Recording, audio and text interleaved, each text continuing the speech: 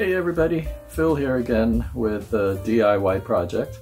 This time I'm upgrading my DIY solar project. As you recall, I had started with a 200 watts of panel and a 100 amp hour battery and 1 kilowatt inverter. And then you also remember that I did a video on my charge controller having died. And since then, I did replace that charge controller with this one, which is rated higher and has been holding up just fine.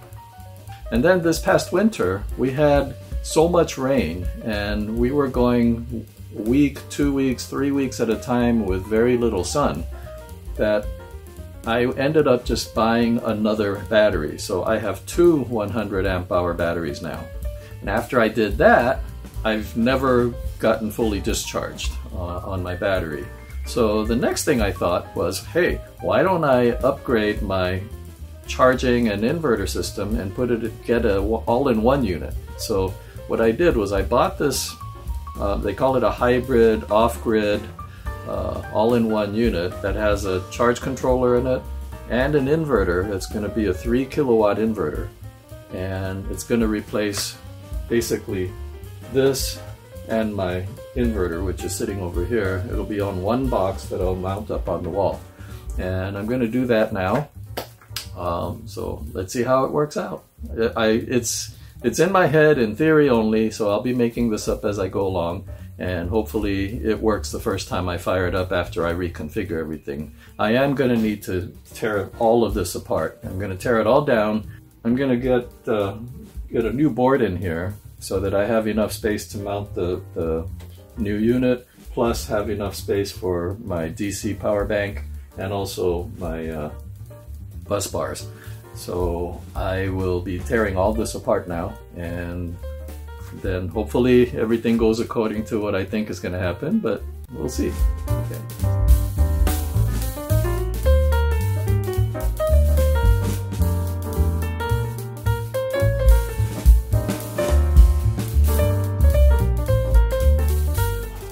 Okay, I'm going to shut off the power now.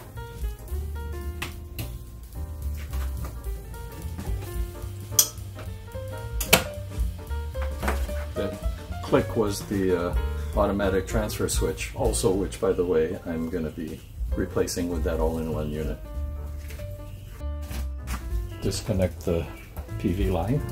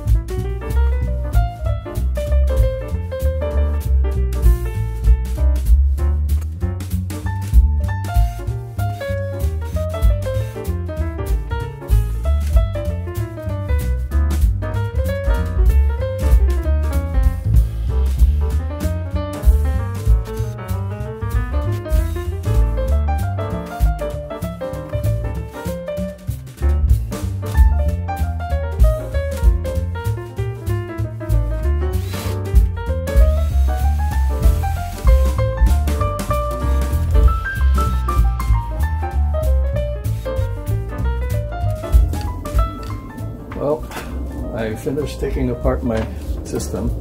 Now I gotta start making the new one, which is, first thing is I have to cut the new board to fill this space, to have enough space for the new all-in-one unit, plus the other things that I need. So that's next. Okay, I'm gonna cut my board. It's set for 11 1/4 inches width. That's the space I have between the two shelf rails on the wall.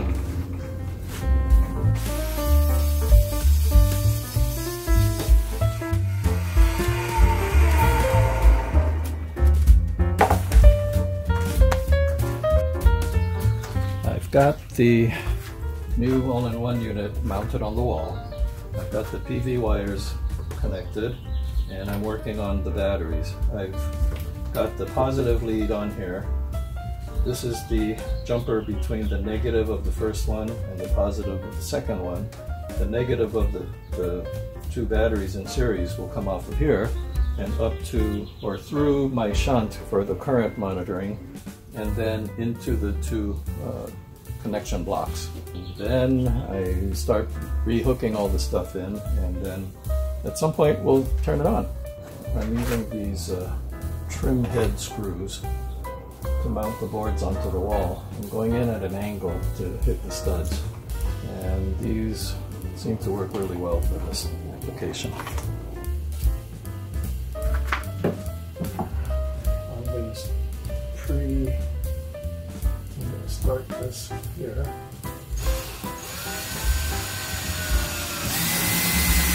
An angle, and then I'll position it up here. It's eyeball straight, doesn't have to be perfect.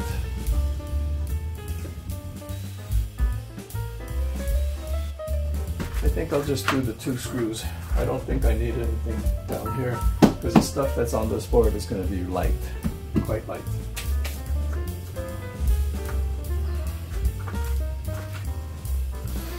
So I've installed the connection blocks up here. I'm starting with a flexible 4-gauge wire that's going to go from the battery positive to the block, and then from the block to the all-in-one inverter charge controller, and the block is also going to supply the power for the DC charging station. So now I'm going to cut this to length from right there. So I'm going to attach this first and then run it and cut it so that it's a perfect length. Alright, I've got the lug on here. Now I have to crimp it on.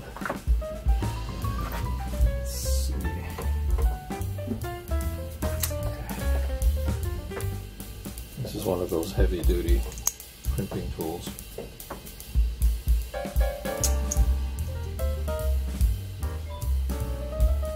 Get it seated.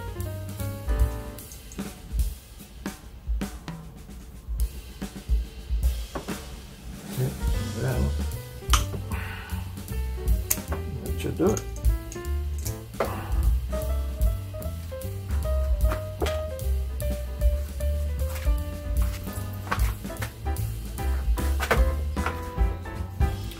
And next, I put on the heat shrink.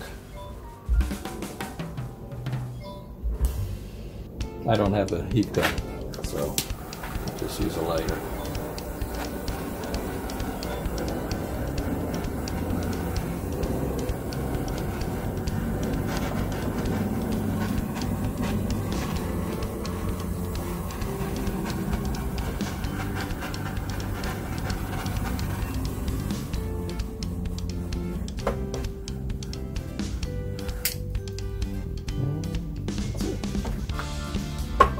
This is going to come from the battery positive,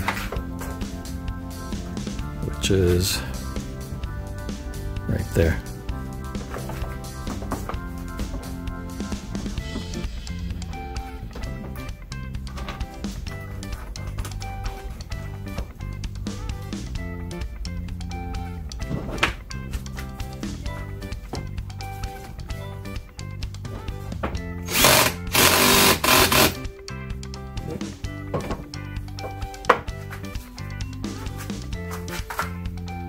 Well, I've got the battery side connected, and I've turned on the machine, or the unit, and it's showing output voltage of 119 volts.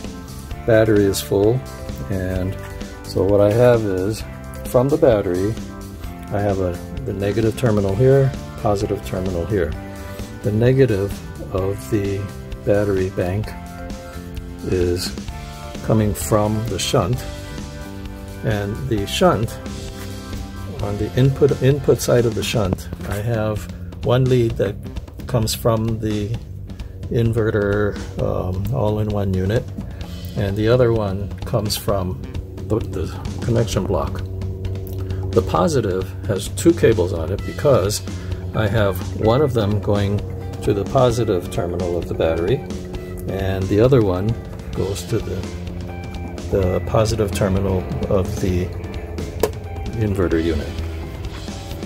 The PV line goes right in there, and it's coming in from the roof. I have not reconnected the the solar panels yet because I have to go up to the roof and reconnect them in series. Right now they're in parallel so that they're feeding the 12-volt charge system. But now that this is a 24-volt system, I need to put the two solar panels in parallel.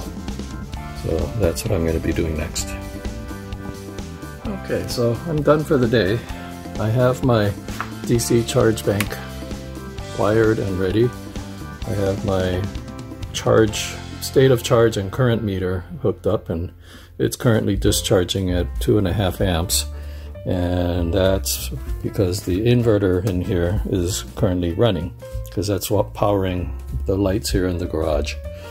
My two batteries, they're lithium iron phosphate, 100 amp hour each, so I have placed them in serial, so it's 100 amp hour at 24 volts.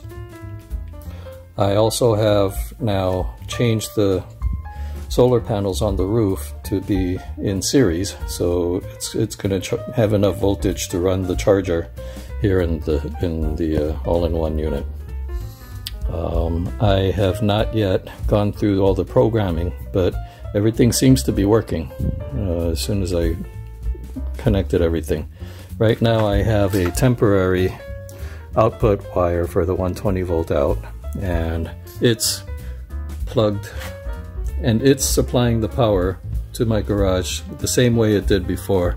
I still haven't changed out the automatic transfer device. Eventually I will, because this unit has the capability of switching the output AC between the inverter and the utility grid, but it does not charge the grid, so that's why it's considered an off-grid hybrid all-in-one unit.